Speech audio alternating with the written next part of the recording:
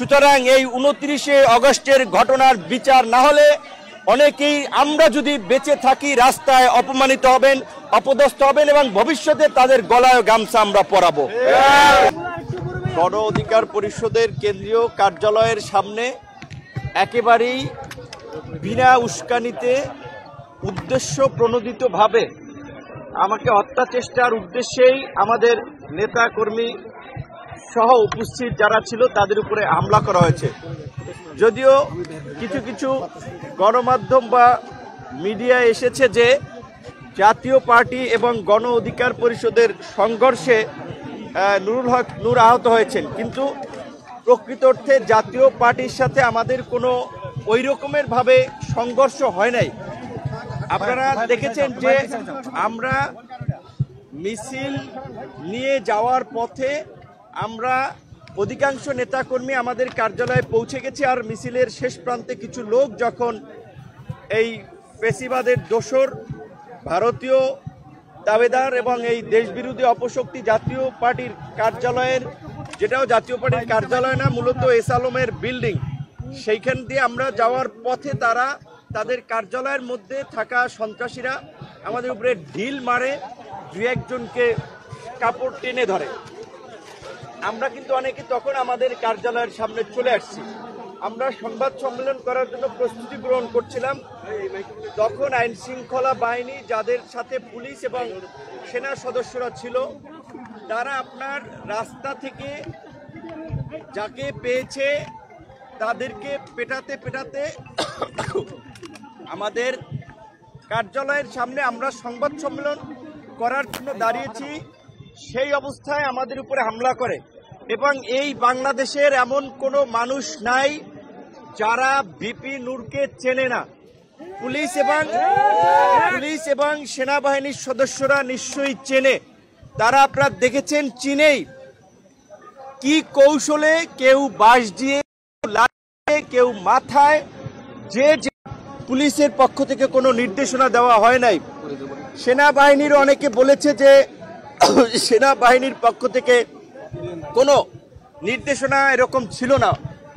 তাহলে এই ঘটনাটা কারা ঘটিয়েছে? ভারত থেকে জিন এসে শেখ হাসিনার জিন নাকি মোদির জিন এই ঘটনাটা ঘটিয়েছে? তাই আমরা পুলিশ প্রধান এবং সেনা প্রধানকে পরিষ্কারভাবে বলতে চাই, আপনারা যদি এই ঘটনায় নির্দেশনা দিয়ে না থাকেন, আপনাদের অধীনস্থ সেনাবাহিনী, পুলিশের ঊর্ধ্বতন কর্তৃপক্ষ যদি এই বর্বরচিত হামলা, যেটা হত্যার উদ্দেশ্যে পরিচালিত হয়েছে, এই হামলা নির্দেশনা দিয়ে না থাকে, তাহলে কারা দিয়েছে, কোথা থেকে এই ঘটনার নির্দেশনা এসেছে, সেই ঘটনার একটা নিরপেক্ষ তদন্ত করে জড়িতদেরকে বিচারের মুখোমুখি করবেন, এটা আমাদের প্রত্যাশা।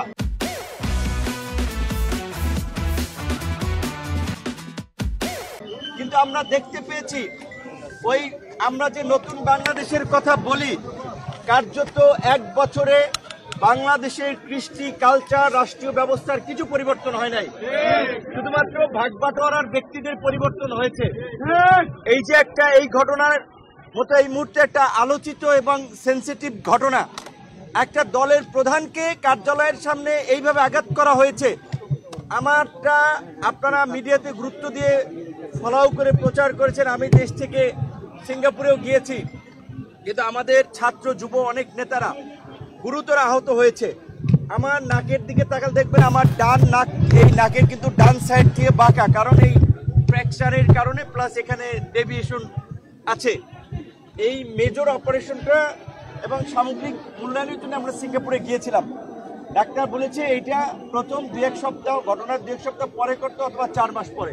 তারা জানুয়ারিতে ডেট দিয়েছে। এইভাবে টার্গেট করে আঘাত করা হয়েছে। প্রকৃত অর্থে এটা আমাকে বলতে হবে, শেখ হাসিনার, আমরা ফেসিবাদের সময় বলি, এই ফেসিবাদের সময়ও শেখ হাসিনার গদিকে চ্যালেঞ্জ করে আন্দোলন করেছিলাম আমরা। আমাদের উপরে আইন শৃঙ্খলা বাহিনীর এই রকমের বর্বরচিত হামলা হয় নাই।